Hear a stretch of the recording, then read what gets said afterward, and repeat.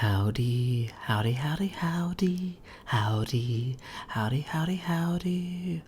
Working your way through your chores today sure can bring you down. Watching a guy who talks real funny might bring things back around. Wouldn't you like to let us play? Sometimes you want a show where Hermitcrafters flail through games, and you're always entertained. You want to view us on YouTube, and remember to like and fave. You want a show where everybody loves the game. Howdy, howdy, howdy, howdy, howdy, howdy, howdy. You want to watch while plans get botched, and everything's come aflame. You want to watch what Notch has let us play. Howdy, howdy, howdy, howdy, howdy, howdy, howdy, howdy. Howdy, y'all. Joe Hills here, recording as I always do in Nashville, Tennessee. And today on the Hermitcraft server, I'm going to talk about one of my favorite... Oh, no, that's an internet. Let's leave before he sees us seeing him. One of my favorite things that I've done recently, which is the Time Warp 5K, a concept by my friend Art Frederick. Now, y'all remember when they turned the clocks back? I should have had a clock I made from gold in Hermitcraft to destroy or throw off this cliff, because we all hate when daylight savings time turns everything around. We lose an hour, we gain an hour, we don't know. There's hours flying by us and everything's terrifying, and what's going to happen next could be anything. You know, one doesn't want to be so perturbed, so disturbed. Chronologically speaking, it's undesirable. It's really bad for the heart, it's bad for the health, bad for the head, bad for the mind and soul. Anyway, now that we've discussed all the things daylight savings time is bad for, let's talk about what it's great for, and that is running around a building 11 times. If you start the clock on a 5K at 1:45 a.m., the day that the clocks all fall back, and then you finish in less than an hour, you'll have completed a 5K with a negative time. And so me and my friends, we got together, and it was Art Frederick's idea, as I said. We were all in town anyway for the Geek Media Expo in Nashville at the Music City Sheraton. So Art said, hey, let's all dress up as time travelers. I'll be Marty McFly, and you guys can be something better. And so I was Ted Theodore Logan. My friend Kyle was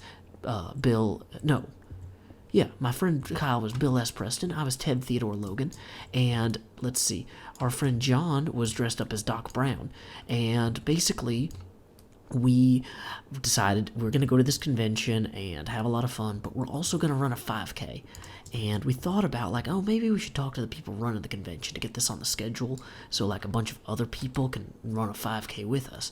But we realized, that's probably, there's no way that their insurance is going to be cool with people running a 5K at 1:45 in the morning. And it turned out that the treacherous footing, because it had rained for the whole day, and all the sidewalks around the building were super slick, the plan was to run around the hotel 11 times, because that would be a 5K. We measured it out in advance. But it turned out that the path was unsafe at any speed, as famous presidential former candidate almost Ralph Nader would have said, because it was so slick it was nearly deadly. I almost wiped out and killed myself 15 times just trying to walk around corners. So it ended up taking me, I started at 1:45 a.m. and then I finished at 1:40 and 20 seconds. So, not a bad walking speed, especially considering that I was dressed as Bill S. Preston, Ted Theodore Logan. Together we're wild stallions. And the whole time I was walking around with his kind of big open arms kind of shuffle, which probably also didn't contribute to my poor footing. Neither did my really worn down Converse that were part of the costume. That was probably a bad idea. Probably should not have worn those for the actual race. Art, who was dressed as Marty McFly, he had gotten some actual light up Marty McFly shoes, and he knew better than to wear them during a 5K, because that would have been treacherous. So anyway, it was really fun. We're hoping next year to get other people to also do this, maybe all over the world, although we don't want to actually organize it because of liability problems, because this is a massive liability. But if you want to have this idea completely independently of us and do not want to blame Art Frederick or Joe Hills for this, you are more than welcome to run your own Time Warp 5K next time the clocks turn around, and you can let us know in the comments a year from now how you did. We'll probably do a reminder video sometime before then. So let's see. But yeah, it was really fun. A lot of people were there at the con, even though it was 2 a.m. You know, there's thousands of people at the event, and a lot of them are walking around, drinking, hanging out. And they noticed we were like running around the building a bunch of times. They're just like, what are you doing? Why are you doing this so many times? Because we were alternating walking and running. Like, we would walk the curves and like jog the straightaways. And our times were still that terrible because, oh my goodness, you could barely get any speed without just dying.